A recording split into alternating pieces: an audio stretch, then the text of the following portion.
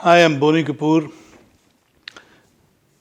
Z Studios and me have produced this film Tunivu, releasing on the 11th in Tamil Nadu and across different states and in overseas too. I hope you all go to the theaters to watch the film, enjoy the film, as we've enjoyed making the film. How can I say? I can't distinguish between my films. See, it's like asking a father which son is your favorite or which child is your favorite. I enjoy the journey of filmmaking, whether it's Tunivu or Valimai or Nirkonda Parvai or Ninji Ki Nidhi, Vitla Vishesham, Maidan, Mili, Mr. India, whatever, No Entry. All the films have been a very enjoyable trip, and only when you enjoy the process of your work, it reflects in your work. Sometimes you're successful, sometimes you're not successful. And I hope this time we are successful because the team has worked very hard.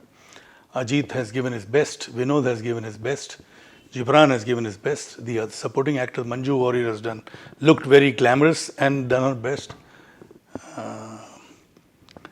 Then the other actors too have given their best. So let's hope everybody's good work is applauded and everybody reacts very positively. Well, it just shows the kind of faith and confidence Ajit and Vinod had in me and I had in them. And it's been a good journey, and I hope there are more films to follow sometimes in future. Well, it will, because you see, good product needs to be shown across the globe, across the world, across the country first, then the globe. In fact, my film No Entry was a remake of a Tamil film, Charlie Chaplin, and I remember there were inquiries from other countries also to acquire the rights from me. So it's something which there should not be any taboos. There's nothing wrong in remaking. Even, Hollywood also remakes films. In fact, Ten Commandments was made a couple of times by the same director. Banner was, there are so many instances. So many films which have been made earlier than remade. And sometimes a Japanese, like Seven Samurai was made into Magnificent Seven. So there are so many French films have been made into English. So many Spanish films have been made into Korean films today are very popular. They are made into several languages. So there's nothing wrong in remakes. Of course, the remake trend has slowed down a little because of the OTT. Because on OTT you get the various languages which the audience are able to consume. For instance, a Spanish film is dubbed in Hindi too, a Spanish film is dubbed in English too. So the audience across countries, they can consume it, they enjoy it, and they understand. There are so many television shows.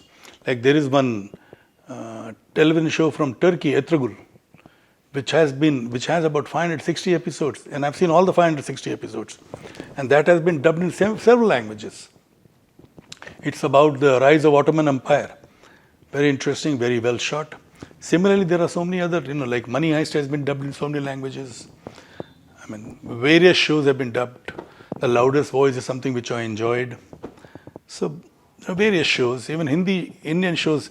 I know I was shooting in Georgia for Mom, and I could see our Hindi serials shown in the local language. So, whether it's a remake or a dub, this trend will continue.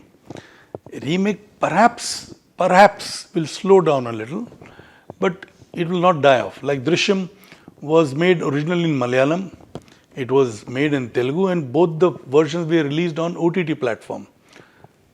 Yet when it released in Hindi in theaters, it's still running and doing very well. It's done a business of over 230, 240 crores. And the run continues. So that's a remake too, and it's a remake of a film which has been made originally in Malayalam, then in Telugu, now in Hindi, and I'm sure somebody will make it in Tamil too. Well, let's see. This is something which I'm undecided. It certainly will be dubbed in Hindi for the OTT platform and the satellite channels. Theatrically, I didn't want to, because I didn't want to rush into dubbing in the Hindi version. We are releasing the dub version in Telugu, but not in Hindi, theatrically. But on OTT and satellite, we'll have the dubbed version. Yes, why not? See, that way, actors will have a lot more exposure. Like Allu Arjun's film Pushpa has done well. Prabhas's film Bahubali 1, Bahubali 2 had done well. So today they are actors who are recognized all over. And then there is Junior NTR, who's Triple R, and Ramcharan in Triple R. Similarly, Ajay Devgan doing the Triple R in the Telugu version, Alia Bhatt. So, and Alia Bhatt now doing a Hollywood film too, like Deepika has done, Priyanka has done. So there is a lot of interaction, a lot of actors who are doing films in various languages, even across into the Western world. Some of them have, like my brother has done a couple of films, right from Danny Boyle's. Anil has done Slumdog Millionaire. Irfan Khan did a couple of English films, Jurassic World and Namesake and Life of Pi. There are so many films that Tabu has done. So it's the world basically has shrunk with the satellite television. Now it is shrunk further with OTT. So there's no harm for actors to work across different mediums, different languages. And it's happening, so it's good. Well, the plan will be revealed soon. As of now, I'm just working on a few projects. So let's see, in some time, probably it will be out in the public domain. Well, I don't believe in that. Basically, I feel it is the content which rules the minds of the audience. Otherwise, why would Love Today do so well? Why would Mani Ratnam's film do that well?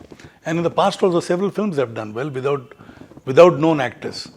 So I don't think, yes, they are popular, they are very popular. So all these popular actors are almost like centre forward in a football game or a hockey game. Only if they get a good pass, they can score a goal. So which means content is always important and it will remain important. For me, content is number one, then rest follows. I will definitely be glad to work with newcomers. I've done that in Hindi and I will continue doing that in whichever language I make films, depending on the kind of subject the director or the writer comes up with. I've given breaks to so many new directors. So many directors from Tamil industry have done their first Hindi films with me. Directors from Telugu industry have done their first Hindi film with me. So, like Jiva did his first film with me. Prabhu Deva, first Hindi film he did with me. Bapu Garu did his first Hindi film with me. Agatyan did his first Hindi film with me. Surya did the only Hindi film with me. So there are many such instances. I don't even recall. Vamshi from Telugu did his Hindi film with me. They had never done any Hindi film before. So I don't really have a mindset that no, I will work only with this director or this actor, or I will only work with stars.